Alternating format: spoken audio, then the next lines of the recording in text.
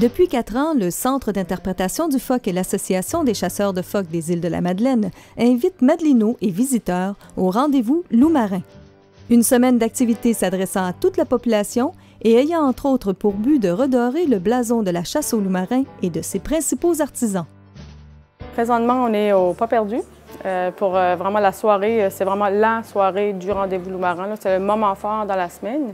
C'est la soirée où on rend hommage à des gens, à des pionniers, que ce soit au niveau de la chasse ou au niveau plus scientifique ou comme ceux qui ont été défendre la chasse ailleurs et tout ça. On privilégie ceux qui ont vraiment contribué au développement de la chasse. Ils ont toujours été reconnus comme genre des barbares, mais là, tout d'un coup, on les reconnaît pour ce qu'ils ont fait.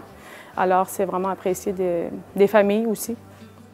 L'édition 2013 tenait à rendre hommage à messieurs Jean-Claude Lapierre et Ghislain Cyr. Ces deux pionniers ont respectivement plus de 50 et 35 ans d'expérience en tant que chasseurs, en plus d'avoir tous deux présidé l'Association des chasseurs de phoques des îles.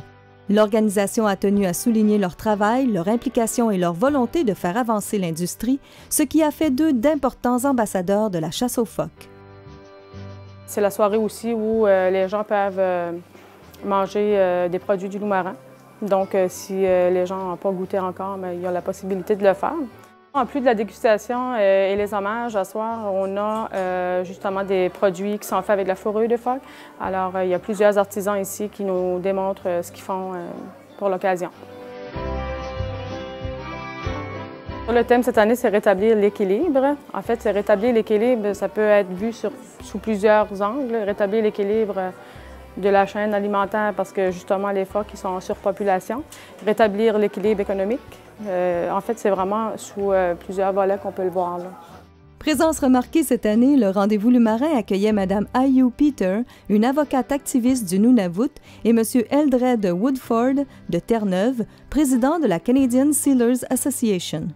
Longtemps isolées dans leurs problématiques, les trois communautés unissent aujourd'hui leurs forces pour défendre la cause et soutenir le développement de l'industrie de la chasse aux phoques.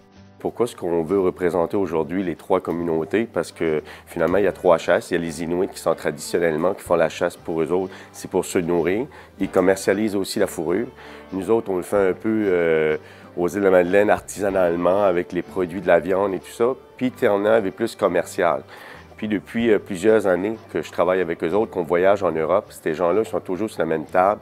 Puis avant ça, il y avait vraiment des distinctions. Les gens ne voulaient pas s'associer ensemble parce qu'on se disait, juste on en regarde au niveau de l'Union européenne, il y a un embargo, mais les Inuits sont exempts de ça. Ils ont le droit de commercialiser. Maintenant, eux autres, ils joignent nous autres, puis au contraire, ils mettent beaucoup d'emphase sur que ça a un impact sur leur communauté, eux autres aussi. C'est pour ça qu'on se rassemble ensemble, puis qu'on voyage, puis c'est pour ça qu'aujourd'hui, ils sont ici.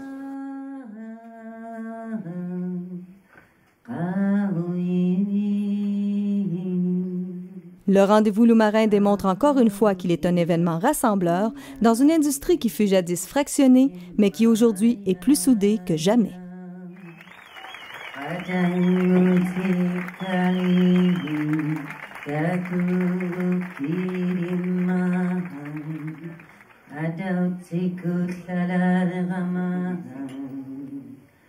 Ay, ay, ay, ay, ay, ay.